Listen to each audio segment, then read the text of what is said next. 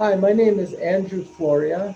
I'm an artist, a painter in Arizona, and I wanted to let you know a little bit more about my background in painting and drawing, which does go back to my childhood.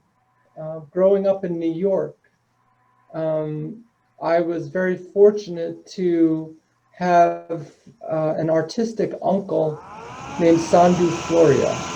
And when I think back to the roots of my artistic history, I'd say that going back to Uncle Sandu Floria, an illustrator for Marvel Comics and DC Comics, he gave me my first drawing lesson. And this is going back to the 1980s. And he really taught me a little bit about figure drawing, and it really helped open my eyes to the world of artistic talent within my own family.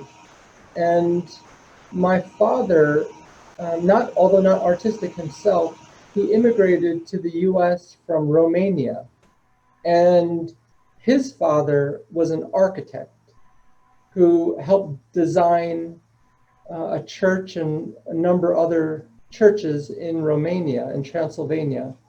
And so I'm told that there's more artistic history going back to the Romanian side. And my mom is from, her mother is from Ireland. So my grandmother was born in Ireland. My father was born in Romania. And so his brother, Sandu Floria, would be a major influence on my life. And I would say that in addition to that, the contact I had living in New York growing up for 22 years, the contact with the Metropolitan Museum of Art and the Museum of Modern Art and various galleries um, really inspired me. I'm told that going back to my childhood, there's family friends who say they really recall those times at the museums, going with the family to the museums as being a major influence on me. I was very impressed, they tell me, and I remember being impressed seeing Monet, Van Gogh, and then later the Hudson River School artists. All of them were very influential to me, and I have a little photo here, if you don't mind me sharing. Here is me at the Metropolitan Museum of Art in New York City in 1989. Hopefully you can see this. And I'm in front of a French Impressionist painting, and it was an eye-opening and wonderful trip, one of the many to that museum. And I was very fortunate to have that exposure to art, both within my family and growing up in New York. And I wanted to add also that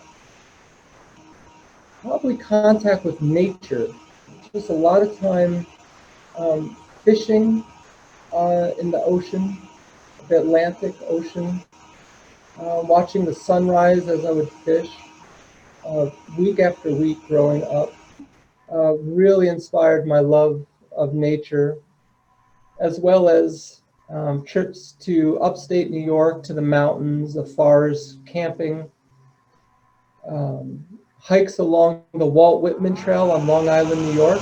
Walt Whitman, the famous poet, very influential to me as well. His love of nature and very hopeful vision really influenced me too to hike on the trail named after him and possibly that he hiked on in the 1800s. So this whole combination, my family, my environment, and I would say that this is a gift inspired in me by God to have this talent, um, which honestly though has to be nourished through practice. Otherwise, it would just wither. So lots of drawing has been important to me.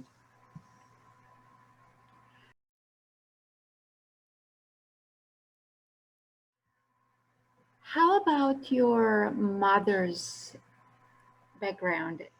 Her, It's a very rich culture, and um, you know, I'd say that I heard a lot about Ireland growing up, and I was very fortunate to go on a family trip at the inspiration of my mother to go to Ireland in 2007. And we had this family goal to visit the roots of our family origins in Ireland and then Romania. So 2007 was Ireland, and in 2015 we took a family trip to Romania. So I got to see both sides and the family going back on both sides.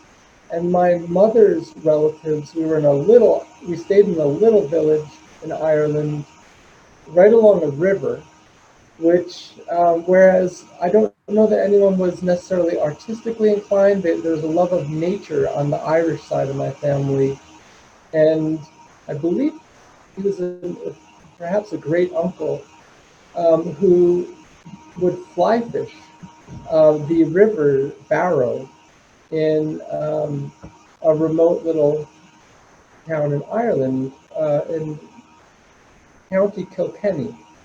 And so I love fishing, as I told you earlier, and fly fishing especially. And I had no idea the roots of this love of nature went back to that side. And then that trip in 2007, but there's almost mystical experiences on that trip. Um, Walking out alone, I'll never forget. Walking out alone, there's a party for all of us family, welcoming the Americans to our Irish roots. Come back to your roots, and everybody's partying. And I thought I'm going to take a break and go step outside this country cottage and walk down a path. And just an open emerald, as they call it, emerald green, the Emerald Isle. It was an emerald field. There was a very fine mist.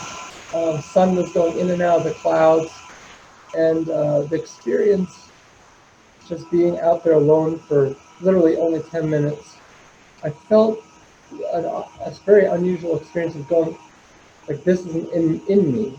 This is part of my past. This is my blood. This is my history, um, which I never really had as strong a connection until those moments. And this just deep beauty for Ireland. I love Ireland and Irish music and the whole history of Ireland running in my family and all the stories I heard from my mom growing up about her trips from New York to Ireland on boats where the voyage took quite a long time to get back and forth. And my grandmother, who immigrated from Ireland, and her name is written in the Statue of Liberty in New York, um, with a bunch of Irish immigrants alongside her on that boat journey. And it's permanently marked within me. So that side, I would say, is the love of uh, nature, culture, and including my Catholic roots in Ireland. And it was just quite an experience to travel. And we traveled the whole country, and uh, the mountains, the lakes, all inspired me. I wish I had more photos to paint for from that trip. And I just remember, all the beauty of the ocean, the fields, the various towns, and the friendliest people I'd met um, outside of the U.S. up to this point. I just was so impressed by the openness that we experienced in 2007 on that trip. So it was a really, really, really eye opening for me. you're a self-taught painter, and Well, um, I would say that it all started with drawing and going back to sketching, drawing, everyday life.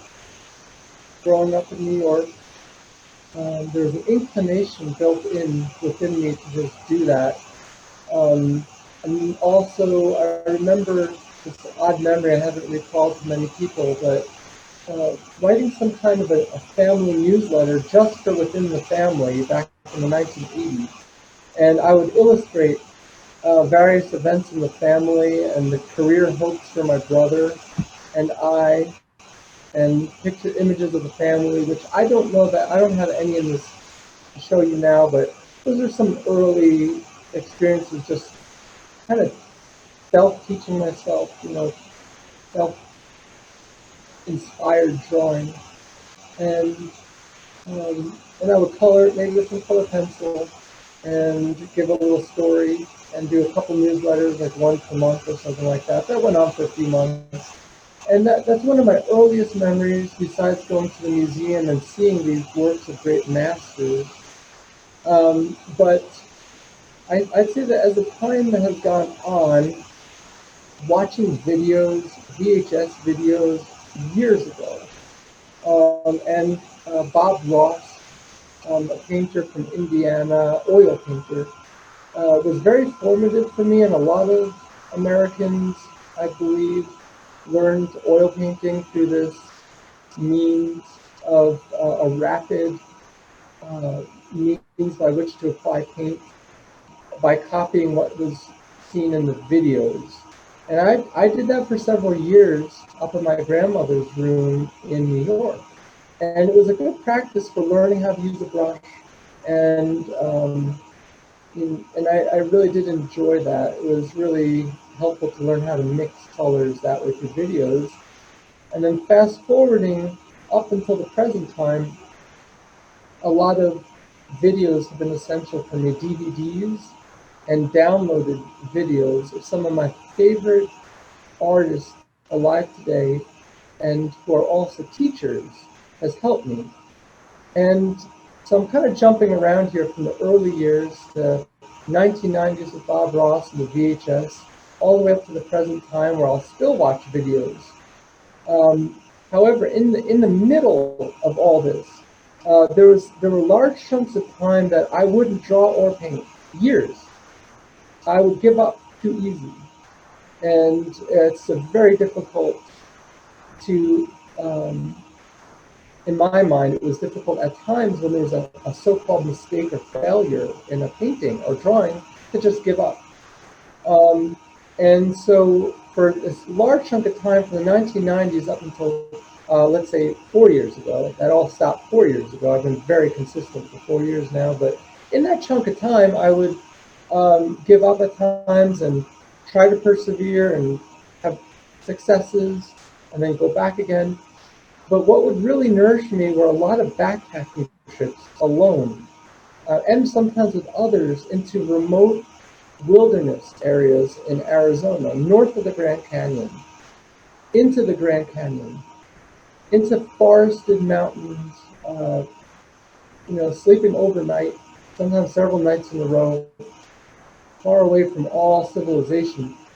And in that time, I would carry a very small watercolor set with me. I don't have the exact set anymore. I've got some new ones, but a little, just a very compact, cheap cans of watercolor, and I would draw what I saw in front of me and then fill it with watercolor. And coming to more recent times, I'm going to show you a 2014 painting that I did on one of these trips. So nowadays, plein air, the French term is all the rage. And back then, I didn't know what that was, and that was the only way I painted was outdoors. So from the Bob Ross time of videos, jumping ahead, and I would just teach myself outdoors by looking at the trees and the mountains, drawing on the piece of paper, and then filling it with color. So let me show you an example from 2014. Now because it's a watercolor, there's a little glass, so there might be a reflection. So hopefully you can see this without too much reflection if I move it slightly at an angle like like this. that. There we go. So this would just be sitting outside camping, wake up in the morning and I see this Waba Yuma Peak in a wilderness area in Arizona.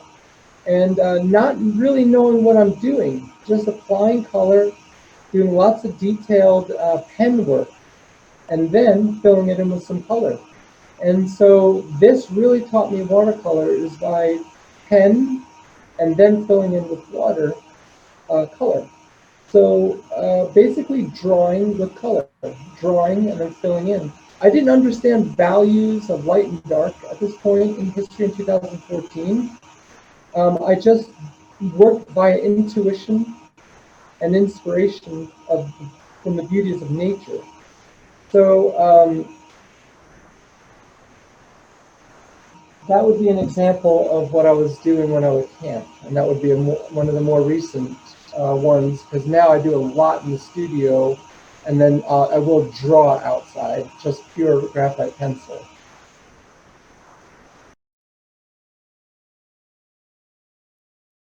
You love the canyon, you love the desert.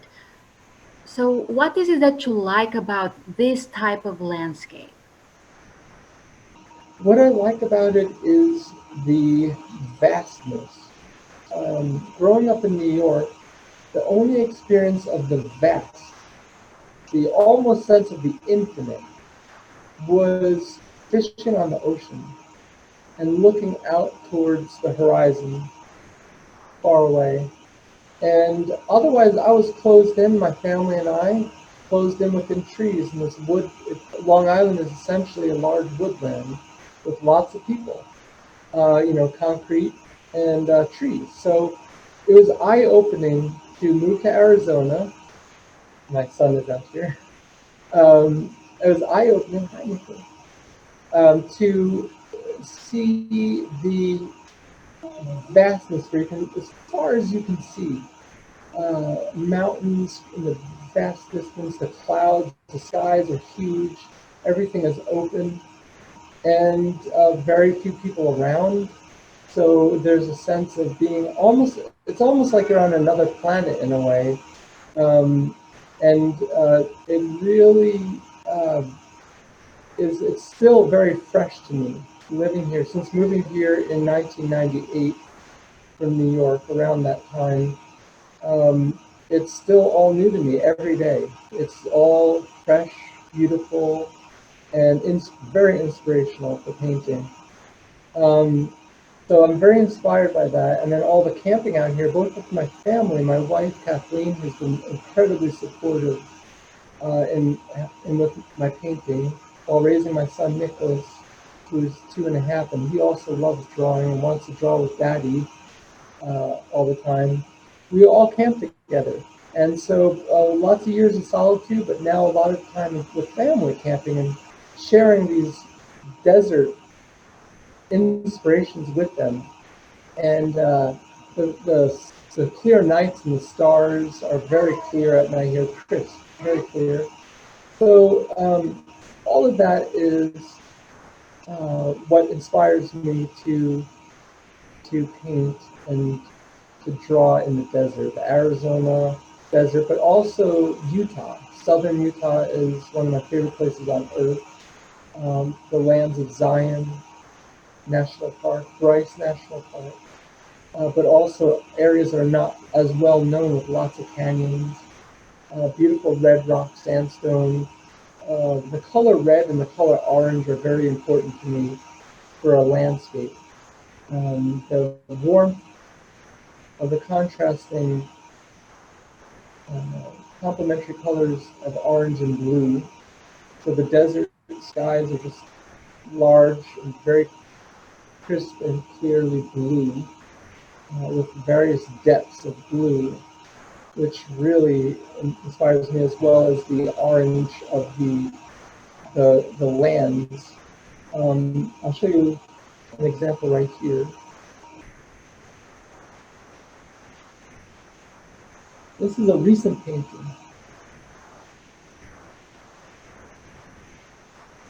I'll come back a little bit. You can see this is a large painting, a large watercolor, and it is the orange and the blue and the clouds.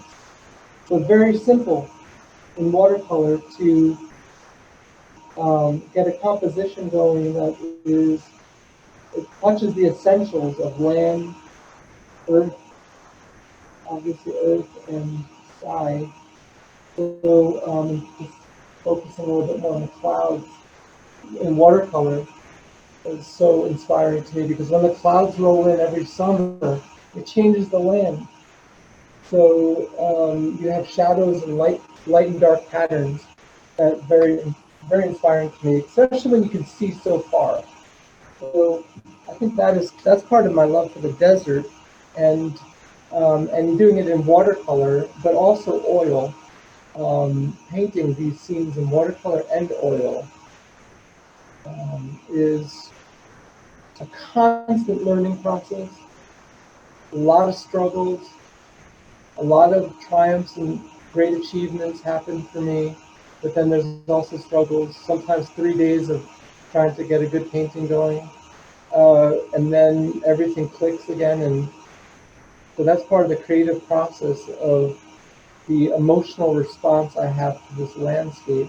Trying to get onto paper can be tricky when you're self-taught, but I would say probably for anyone who's also taught by a schooling, um, there's moments of inspiration, and then there's the difficulties too. So that's definitely a part of this whole thing.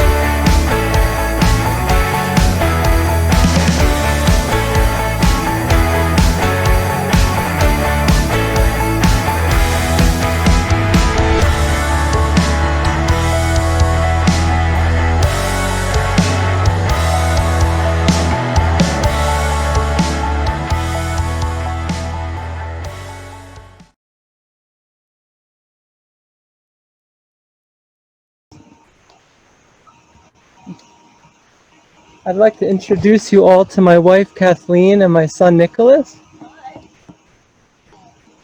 here in sunny Arizona. This is Here they are right here, and he loves to draw, and Kathleen is so supportive, as I was saying, and we all love nature. Here they are outside in the beautiful blue skies and sunny warm day. And Nicholas, if you don't mind, they'd like to see some of your art supplies. I'm going to show them a little bit, okay? Show us what we practice. Yeah.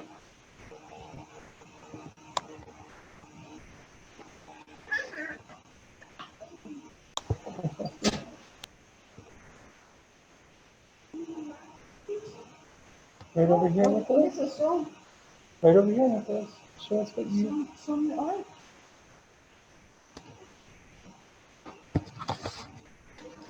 He might be a little bit shy right now.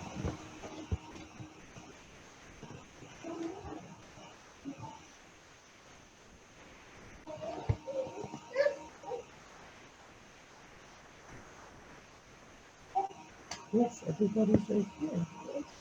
Wave hi. You see some of your drawings here? Yeah, you are an amazing artist already, Nicholas. And here, some of your supplies are here. See, you do your colors and crayons and markers here. So, here we go. Oh, here we go.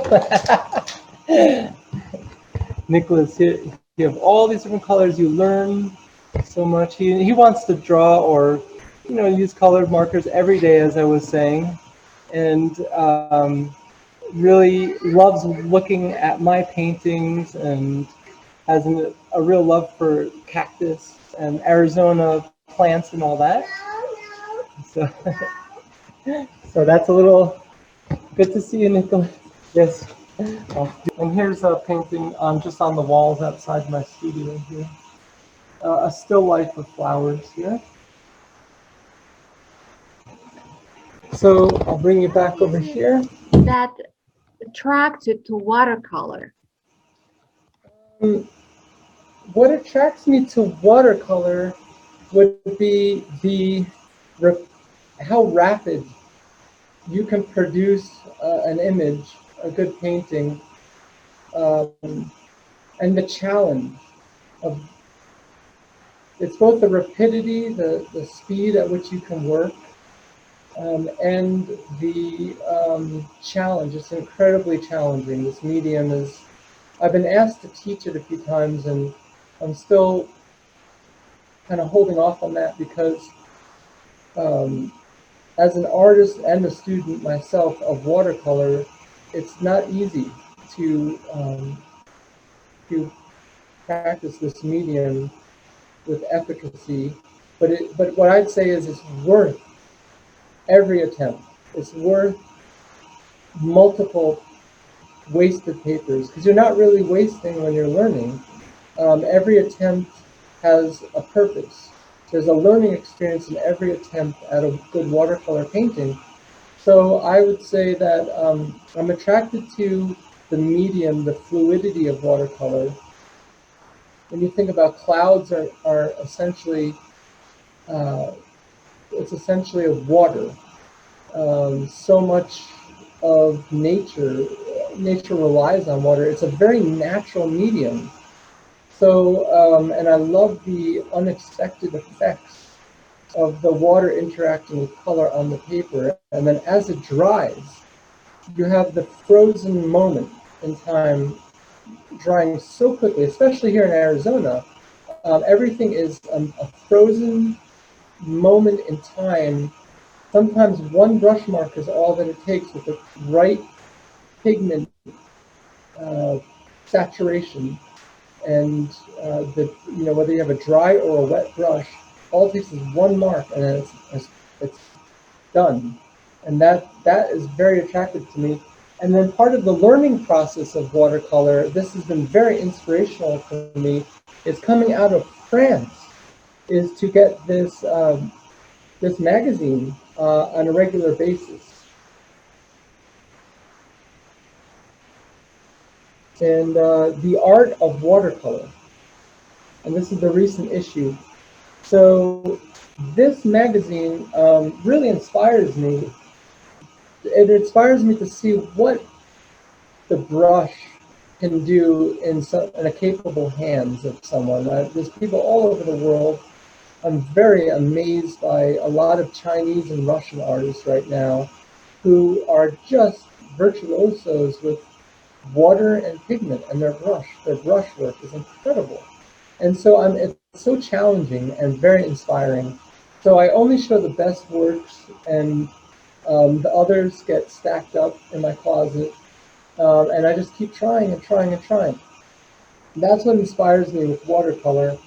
And just to show one of my other heroes, a hero that I have with watercolor would be from Britain, Edward Wesson. His work is very inspiring to me. I can look at this book over and over every day if I need to, just to get inspiration for how he applied his washes uh, once, basically, to get an entire mountain, distant mountain, in one brushstroke, and then it dries at the right value, the right color.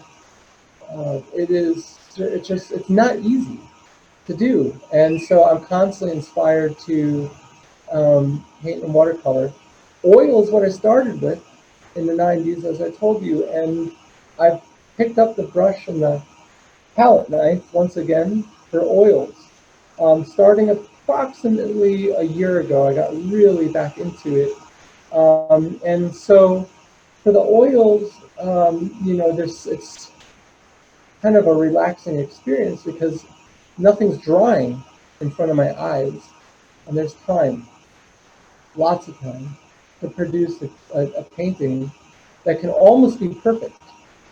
But with watercolor, I can't. It's impossible. I've even heard of famous professional watercolor artists in Northern Europe say you can't create the perfect watercolor, but you can create a perfect oil because of your time and the drying time. So the palette knife, though, just to divert a little bit, the palette knife I use for watercolor as well now, so it's both oil and watercolor. So one of the tools that crosses over both mediums to scrape out branches and limbs of trees on the drying paint on the watercolor, as well as to apply the paint in oil and to mix paint. So it's all very exciting to see the comparison, the contrast, and the similarities of the two mediums.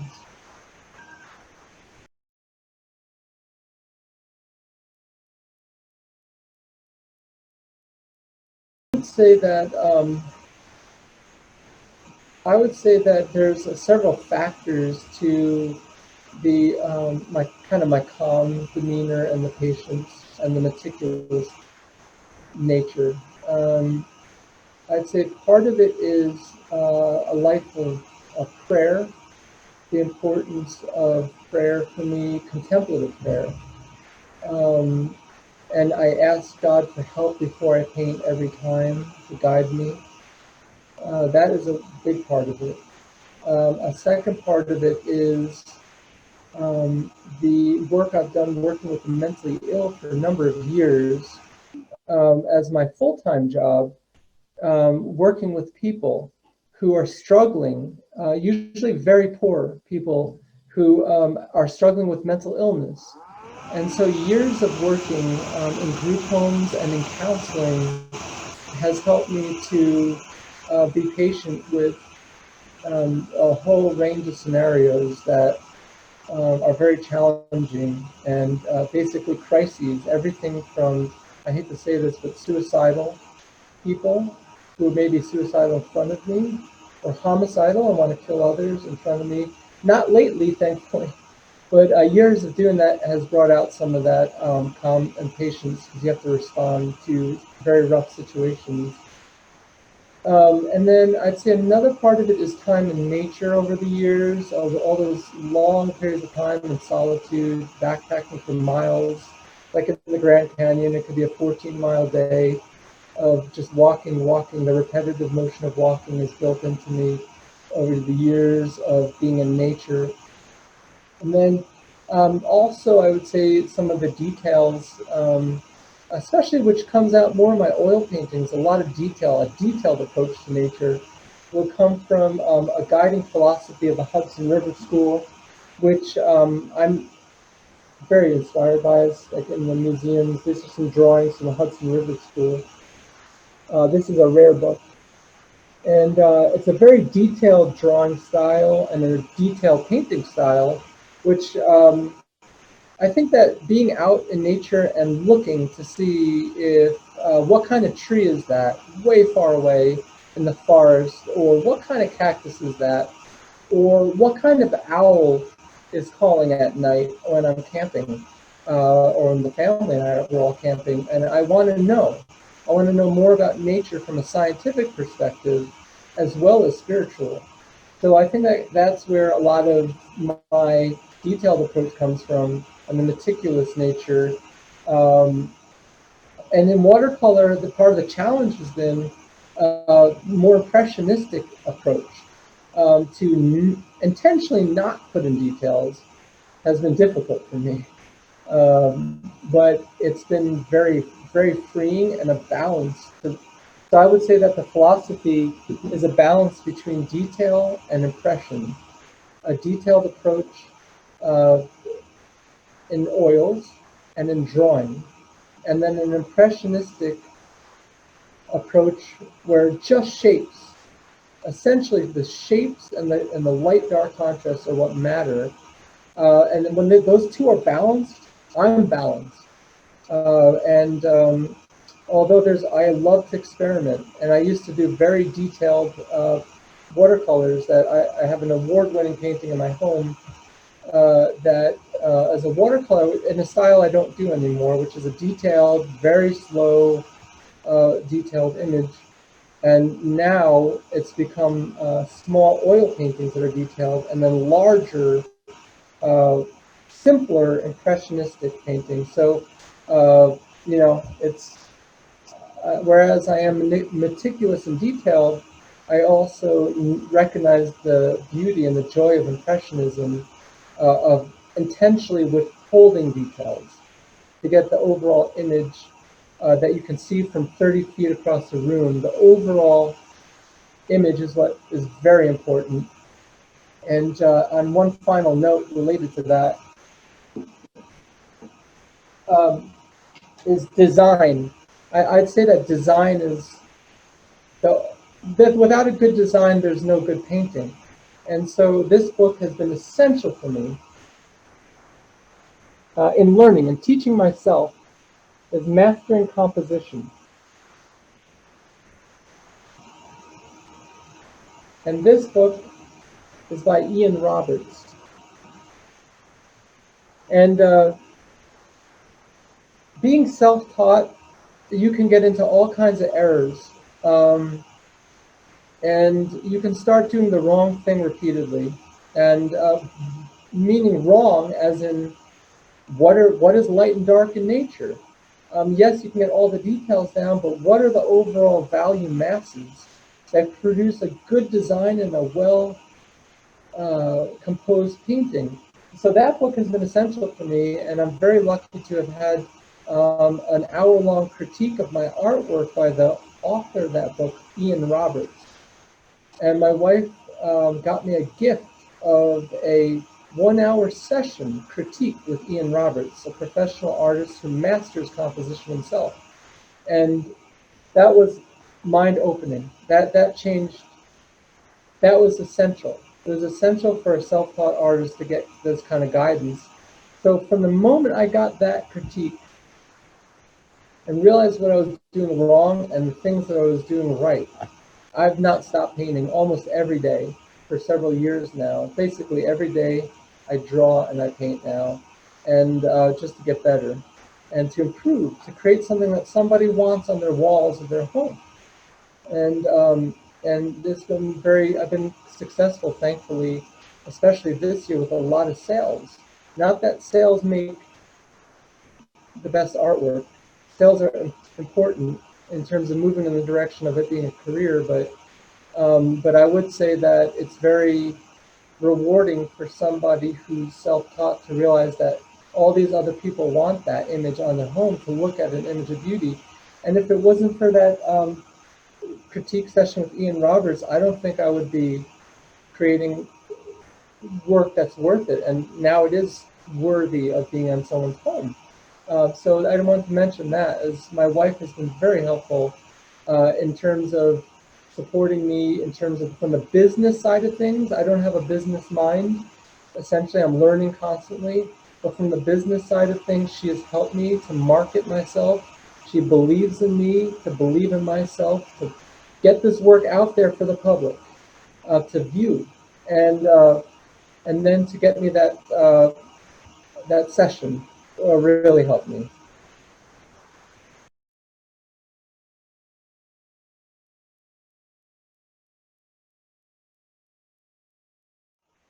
And art therapy is this very is a beneficial form of therapy for people struggling with mental health issues. Although I haven't done that in the work setting, I've done more of skills building type teaching on dealing with anxiety, coping with depression, running groups for classes of people on and young adults on basic life skills, not necessarily touching on art. However, I have run groups where the young adults specifically, I asked them to please share with me their favorite music, share with me the art that they're creating. So they kind of show me over video sessions and in the classroom setting. But during the pandemic, I've been working from home. So Zoom has been real familiar to me over the past year. And so I do all of my counseling, case management, and groups over video. And but in the classroom setting for years in a group I'd have as many as 12 people there, and there we would talk about art at times, or maybe go on an occasional trip into nature to go hiking. But but I'm somewhat limited in terms of the teaching side of art. I'm still consuming, in a positive meaning of the term, DVDs for myself to learn. Watching videos repeatedly really helps. Even forming my own vision and realizing that I don't want to do what the instructor's teaching for myself, but I've learned a lot. It just seems to all come as part of the package. So um, the whole the whole general perspective is, um, you know, working with people and then doing my art. And I've heard it said that it's a very solitary profession, and that's true. Art, it's what's happening in your mind and your emotions. You're both your planning, your reason, and your emotional response onto paper is very solitary. And so it's beneficial. I'm very happy. I'm so thankful to be invited for this interview to show you kind of what's going on in my mind. And that's kind of a little bit at odds from the normal practice of just sitting in the studio and painting what's inspiring me. And actually getting to show it is essential. It's that we're social beings. Art is a social thing. Even though it's created solitarily and in solitude, it's a social thing. You go to a museum and you're around other people and you're looking at work that's meant to be in others' gazes. So I'm honestly an introvert by nature, and the people part of it, getting out of myself, is essential. And my wife has helped me to understand that too. It's getting out and helping people, and then also sharing information about art and sharing the images themselves is a very balanced thing to do. I don't think it would be very healthy to only be in solitude only painting, or in solitude only hiking and creating images that no one else sees. Um, that's not what the art is meant for. So, well, my my goal and dream is for this to be a full-time profession that helps to support my son and my wife in terms of income. Um, and but the primary role in my life is to be there for my son and my wife, and the art is in a sense secondary. So being a teacher and a role model for my son, uh, and teaching him about life in general is the primary thing. But art is built into life. It's such an important part of life. The beauty is essential in this age of everything fast and high tech. And art slows you down and helps you to reflect on the deeper things in life. So I see myself as a teacher to my son, and nourishing the seed within him to draw and paint. He's very interested in it himself. He uh, he actively seeks out. He asks me to draw with him rather than me force anything. He initiates it so often, most of the time. And then if I have a painting out, he points to it, wants me to take it off the wall so he can touch it. And so uh, I'm very blessed in that sense to have that he has that appreciation built within him. And so holistically, in the bigger picture, the moment now is counseling, selling art on the side, which is actually bringing quite a bit of, it's bringing pretty good income right now, honestly, especially this year and last year. Sometimes a painting per week will sell right now, an original. And then so I'm thankful. I'd love to see that increase. But however, being a father and a husband, um, time is limited to do art. So I'm kind of forced to painting and drawing at night, and I'm very tired after a busy day with my active toddler son and also my work and my profession. So in the moment, I have the dreams and the goals, but I need to see what's in front of me and help where it's needed. But I do see in the future this role as it being a full-time career, which is essentially a gallery. I have a great gallery here that has my work up in Kingman. The Kingman Center for the Arts has been unbelievably amazing, and they've been so open to my works. The works sell there and at higher prices as time goes by, and it's been a great step. And so, but a kind of a bigger gallery would be a hope for the future to be accepted within a bigger gallery in the United States, especially out west, either with oils or watercolors. And then continuing to nourish my son's love for art and nature and taking him camping every month. It all goes together. And so that's kind of the vision for the future that I have right now. Doing art that is very precise, you stick to the detail. Abstract art allows you to let yourself go. It doesn't matter, it can be something for you and something else for someone else. Do you think you'll ever do that as well? Definitely. I just uh, last night I was thinking I want a cloudscape that will turn into blend into an abstract landscape.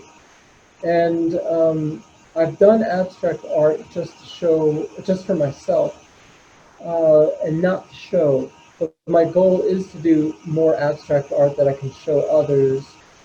And I'm a big fan of the abstract expressionists, Joan Mitchell, Franz Klein, Robert Motherwell. Going to the Philadelphia Art Museum on a family trip, actually a trip with my wife before my son was born in 2017, was my first exposure to the works of Robert Motherwell. And I thought, how can somebody take one brushstroke once across, I believe, canvas. I think there were some watercolors too that he had shown there, and then maybe a couple dots. And I thought, how does someone get away with that?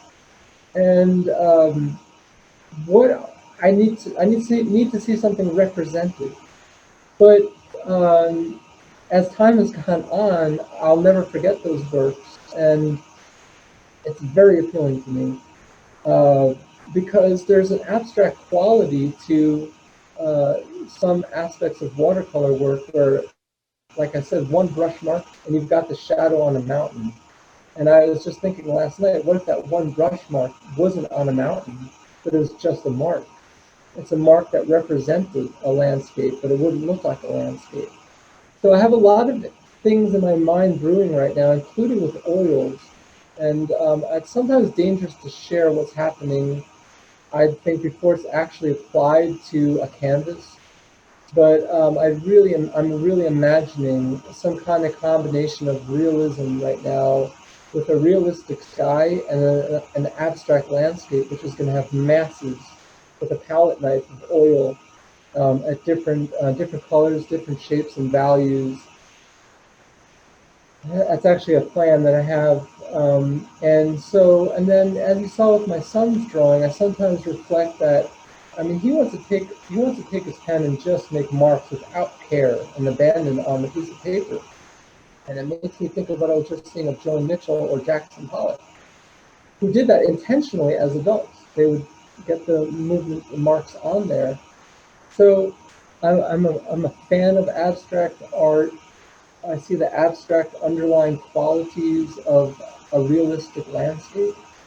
There has to be an abstract underlying quality to, for example, a drawing. I have a bunch of drawings that would look they would look abstract. I suppose they look abstract when you don't see it the actual finished painting after the fact. It just looks like a couple masses. So I'll show you a couple examples here. Some drawings. So you have, um, I mean, this is just very basic, and just a couple shapes, some value masses. You can't really tell that there's grass or anything. You can't really. There's just some shadow bands, and they don't have to be shadow bands. They could just be the masses on there. These are some quick, quick works that I've done on paper, and sometimes I'll look at the work of, um, I guess. Let me take a look. Excuse me a second here. I don't have the work. I don't have the book right in front of me because I have a million books, very academic. But basically, you have somebody who does representational work, and then the drawings would be just a quick, almost a scribble. And I thought, how does someone get away with that? And that's the same kind of concept with Edward Siago in England back in the 60s and 50s, who would just do two marks of his brush, and that's a whole road into the distance for the painting. And it's very freeing. So, I have a plan to do some more abstract work and to show it. I think it'd be very balanced to do both. And, I've even read that put a blindfold on and start painting. I've read a watercolor artist from the 1970s write that in watercolor, bold and free is the title of the book. And he gives about 150 examples of painting in a way that you'll be freer as you do it. And one example is to blindfold, randomly dip your brush into paint and hit the paper, and then take off the blindfold and continue from there, or just that's it. So, or paint larger, or use more splatters. So there's kind of been a movement towards abstraction in my work in that sense, and I do question myself sometimes with the whole attachment to what's seen in the visible world. I sometimes question. It's been done many, many times before, and there's many masters doing that today. The beauty of the visible world, but there's also the beauty of what's within our minds and emotions, and so that plays a large role in art. So it's a long, roundabout explanation to your question.